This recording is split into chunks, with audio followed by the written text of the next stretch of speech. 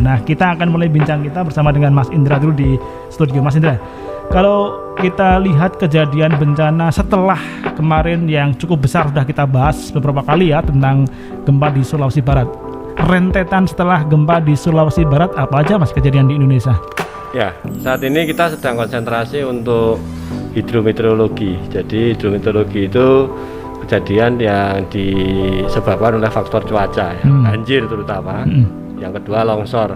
Dan dari mulai wilayah Pantura Jawa, kita urutkan dari mulai paling barat Banten tadi sudah disampaikan dari Tangerang Kabupaten, Tangerang Kota, Jakarta, terus Kerawang, Bekasi, sampai ke Jawa Tengah, Pekalongan, ya berurut terus sampai ke Jawa Timur yang saya kira Mas Rofi nanti bisa menyampaikan kemarin ada di Jombang, Nganjuk gitu ya.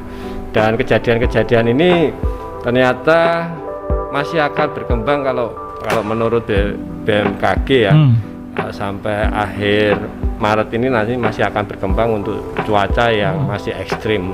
Nah tentunya ini pada fase ini untuk beberapa wilayah kondisinya adalah siaga darurat.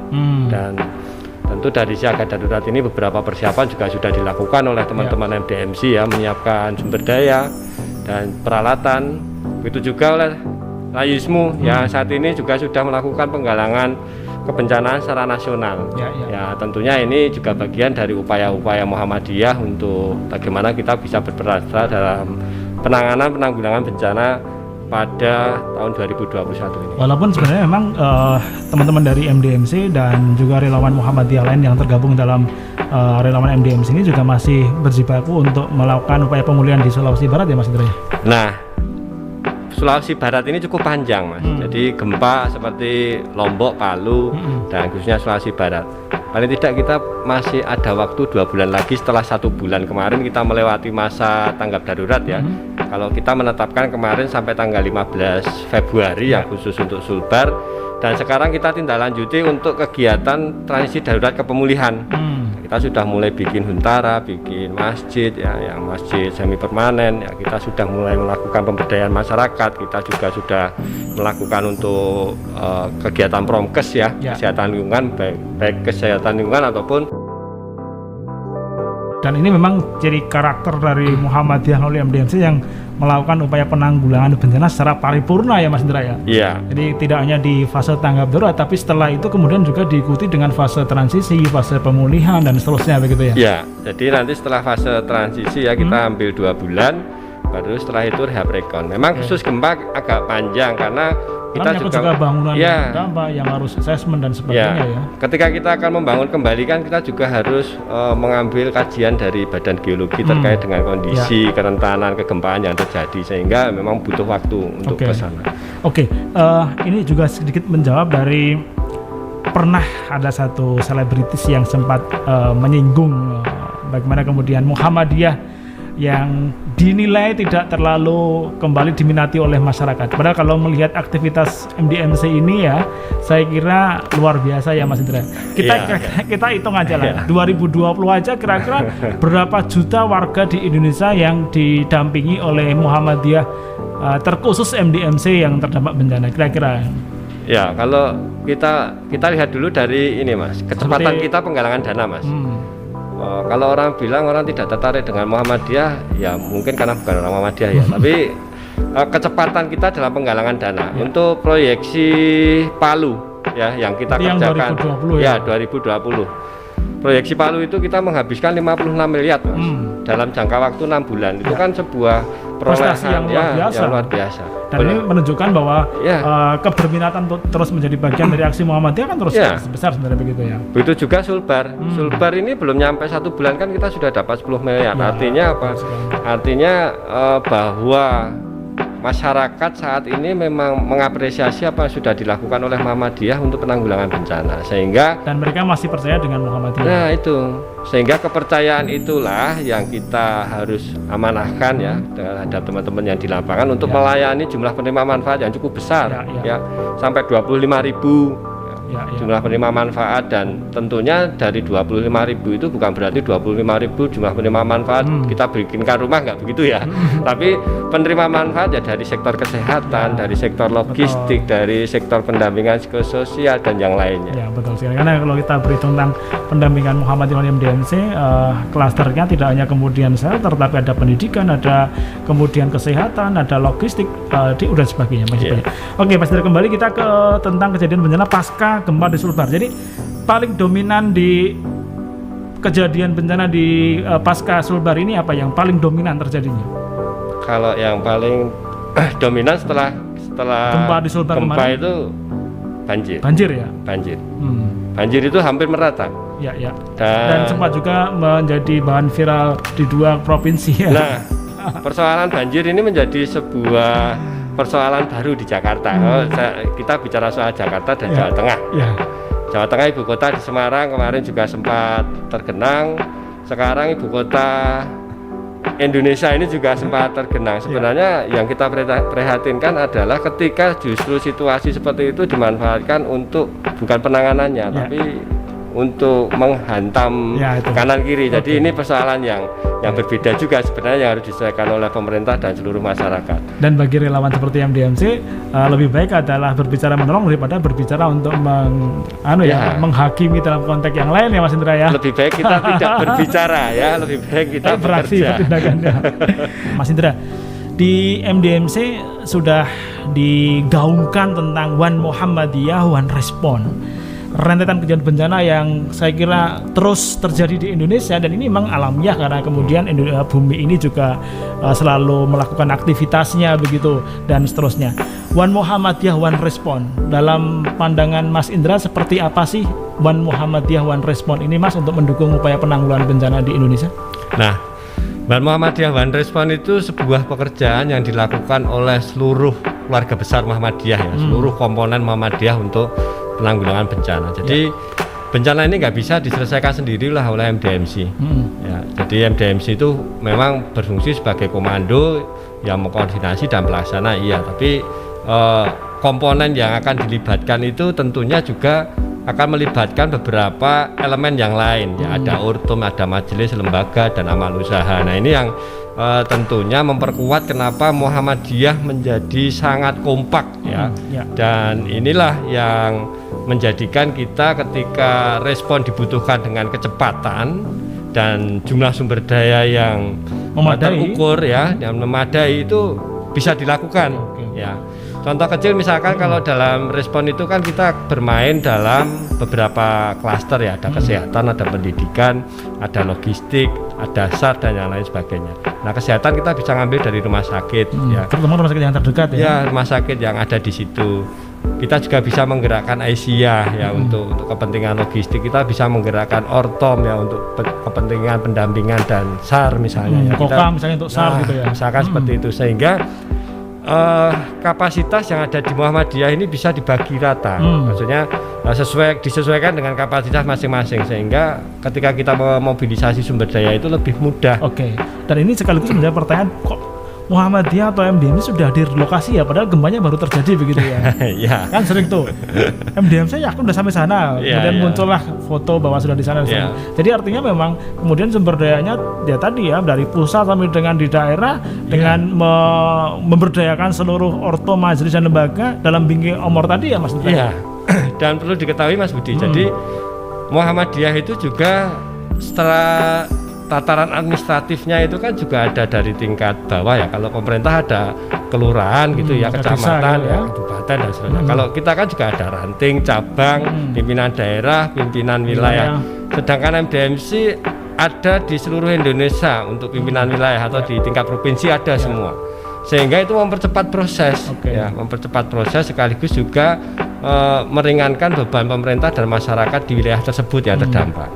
Nah tentunya ini yang juga menjadi catatan kita bahwa peningkatan kapasitas ini juga diperlukan untuk setiap wilayah, memperkuat jaringan, ya, memperkuat untuk kapasitas mereka dalam penanggulangan bencana ini menjadi hal yang sangat penting sekali. Jadi setelah kemudian mampu mensinergikan seluruh majelis, lembaga dan ortem, maka PR berikutnya adalah peningkatan kapasitas ya. Iya. Sehingga standar penanganan bencana juga bisa standar dari hulu ke hilir ya. Betul. Dari Aceh sampai dengan Papua, Iya. demikian. Ya, dan kita juga ini menghitung kapasitas dari masing-masing wilayah. Kan tidak semua provinsi kapasitasnya sama. Oke. Ya, ada provinsi kuat, ya itu semua sudah tahu di Jawa. Ya. Tapi ketika ketika kita bergerak keluar Jawa ya memang agak sedikit berbeda. Sehingga Jawa membantu luar Jawa itu hal biasa. Ya. Dan itu sudah menjadi sebuah instrumen yang memang kita gerakkan, bahwa ada satu provinsi yang terdampak, maka provinsi yang terdekat itulah yang akan membantu. Atau paling nggak minimal mensupervisi tadi ya. Betul, ya. Minimal melaporkan ya, membantu untuk melaporkan pun itu sudah bagian dari membantu ya. Dari bagian dari menulung tadi ya. Ya. Oke, baik. Jadi setiap kali kemudian terjadi bencana, memang ini adalah karakter dari MDMC untuk melakukan dukungan kepada warga yang terdampak bencana ya. Nah, biasanya di fase-fase awal itu apa sih yang menjadi pres utamanya untuk tindakan awal gitu ya, seperti ketika misalnya kejadian bencana banjir, apa sih yang mungkin Mas Indra bisa cerita pada kita semua, dukungan apa, kemudian diikuti apa saja berikutnya? Kalau di fase awal ya 1 sampai 7 hari misalnya, itu pasti yang akan kita terjunkan satu kebutuhan makanan. Ya, tadi disampaikan ada dapur umum, ada logistik, mereka menyiapkan beras dan mie instan lain sebagainya. Ya. Terus yang kedua adalah kesehatan. Ya. Kesehatan menjadi hal yang utama karena memang kesehatan di Muhammadiyah ini kita punya unggulan ya, yang sekarang yang namanya IMT, Emergency Medical Team inilah yang kita gerakkan untuk kecepatannya dalam memberikan dukungan bantuan. Terus yang ketiga adalah hunian, Mas. Jadi kita punya sekolah, kita punya kampus, kita punya masjid, kita punya rumah yang warga Syarikatan yang bisa digunakan untuk tempat pengungsian sementara. Termasuk tempat untuk poskor ya? Termasuk tempat untuk poskor, tempat pelayanan gitu ya. Baik, Mas Indra, ini ternyata kita harus break dulu. Nanti kita akan bahas kembali terkait dengan dari mana dukungan yang diterima oleh MDMC untuk membantu saudara kita yang terdampak bencana. Kita bahas di segmen ketiga selepas iklan yang satu ini. Jangan kemana-mana. High Story MDMC.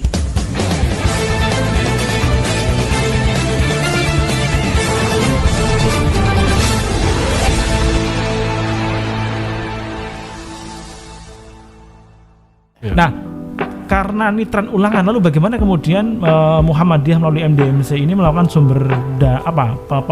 pengerahan sumber daya terkait dengan penggalangan untuk melakukan bantuan. Jadi pengumpulan bentuk-bentuk dukungannya ini seperti apa, lalu dalam bentuk apa aja, Mas Indra? Nah, yang pertama tentunya penggalangan dana itu tugas dari Layismu. Ya, itu. Dan sekarang Layismu satu pintu ya. Ya. Layismu itu sudah mulai melakukan penggalangan dananya itu secara nasional, jadi serentak semuanya, dan itu berlaku terus menerus, Mas. Dalam 1 tahun ini tidak hanya sekedar kalau ada kejadian ya, tapi terus menerus mereka melakukan penggalangan dana untuk penanggulangan bencana. Nah, dana-dana itulah yang kita gunakan untuk upaya-upaya layanan kepada masyarakat. Ya.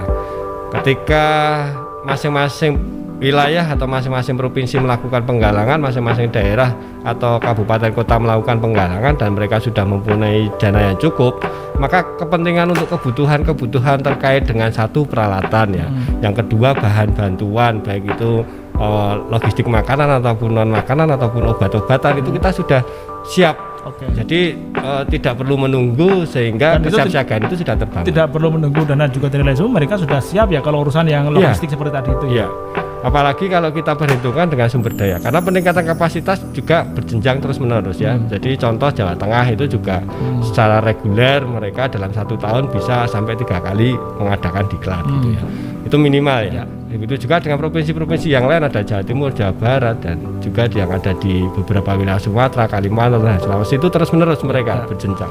Sehingga kapasitas personil ini cukup memadai ya. Cukup memadai. Maksudnya ketika kita bicara tentang manajemen posko kita ada. Kita bicara tentang kesehatan pasti.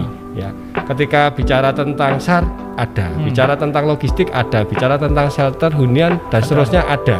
Sehingga kapasitas layanan itu bisa kita tingkatkan terus ya untuk masyarakat, dan kecepatan serta ketepatan inilah yang tentunya selalu kita evaluasi agar ke depan kita juga mampu memberikan layanan yang cepat dan lebih baik lagi, lebih baik lagi dan bermartabat. Nah, menurut Mas Indra, apakah memang kemudian masih ada PR terkait dengan ketersediaan, kemudian juga ketersediaan di beberapa wilayah untuk peralatan pendukung penanggulangan bencana ini? Ya, dan alat ini jadi faktor utama sekarang, Mas. Jadi maksudnya selain ada sumber daya manusia, harus ada alat yang menempel. Nah, tentunya ini juga harusnya menjadi sebuah prioritas ketika teman-teman dalam melakukan pengajuan ke Layismu. Jadi apa yang diajukan tidak hanya sekedar bentuk barang yang akan diberikan kepada masyarakat ya, tapi juga ada alat pendukung yang nantinya untuk mendukung bagaimana melayani masyarakat. Contoh kasus kalau banjir kan orang harus punya perahu ya, ataupun misalnya kalau mau bikin dapur umum ya harus punya alat masak. Nah, ini hal kecil sebenarnya kan, dan itu harus dipikirkan juga oleh para pimpinan. Ya, betul. DMC ya. Dan itu harus tersampaikan kepada Layismu dan para pimpinan wilayah ataupun pimpinan daerah yang ada di wilayah itu. Baik, terima kasih. Nanti kita akan kembali di segmen terakhir, segmen keempat, untuk berbincang tentang Muhammadiyah selalu hadir untuk masyarakat terdampak bencana di Indonesia. Selepas iklan yang satu ini kita akan kembali. High Story MDMC.